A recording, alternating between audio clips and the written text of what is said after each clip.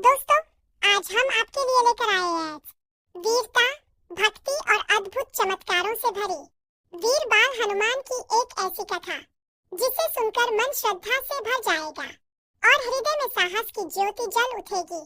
त्रेता युग की बात है। सूर्य की किरणें धरती पर फैल रही थीं। आकाश में पक्षी कलरव कर रहे थे और अंजना माता का आश्रम शांति और तपस्या से सुशोभित हो रहा था। उसी आश्रम में एक अद्भुत तेज से भरा बालक अपनी बाल लीलाओं में मग्न था। वह बालक कोई साधारण नहीं था, वह थे पवन पुत्र बाल हनुमान। बाल हनुमान का मुख तेजस्वी, नेत्रों में अपार साहस और शरीर में ऐसी शक्ति जो स्वयं देवताओं को भी चकित कर दे। राक्षस कालनेमी का अत्याचार। उसी समय दक्षिण दिशा में कालनेमी नाम का एक क्रूर राक्षस अपने अहंकार में चूर था। वह साधु संतों को सताता, यज्ञों को नष्ट करता और देवताओं को ललकारता फिरता। कालनेमी को यह बात खटक रही थी कि एक छोटा सा वानर बालक सभी जगह पूजनीय बन रहा है। उसने गर्जना करते हुए कहा, यदि वह बालक इतना शक्तिशाली है तो आज उसका सामना मुझसे होगा। आश्रम पर आक्रमण। एक दिन कालनेमी भयानक रूप धारण कर अंजना माता के आश्रम पर आ पहुंचा। आकाश में अंधकार छा गया, धरती कांपने लगी। अंजना माता तपस्या में लीन थी। तभी बाल हनुमान ने राक्षस की आहन सुन ली। बाल हनुमान मुस्कुराए और बोले, माँ, आप निश्चिंत रहें।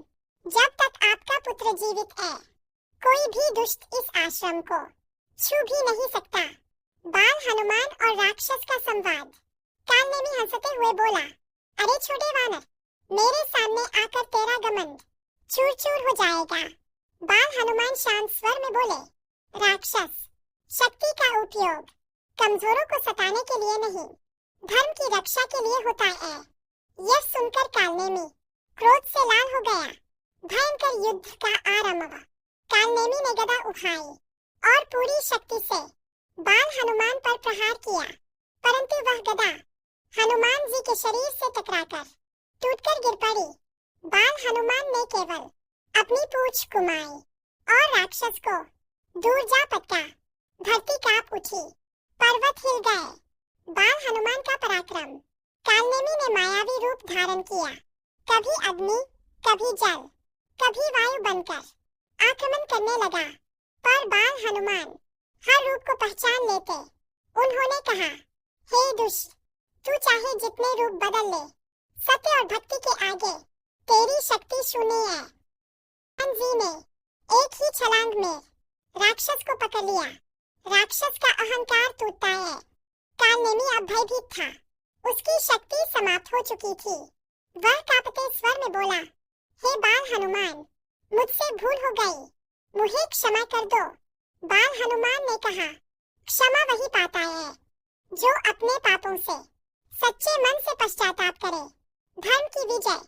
हनुमान जी ने राक्षस को यह वरदान दिया कि वह अपने जीवन में कभी अधर्म का मार्ग न अपनाए।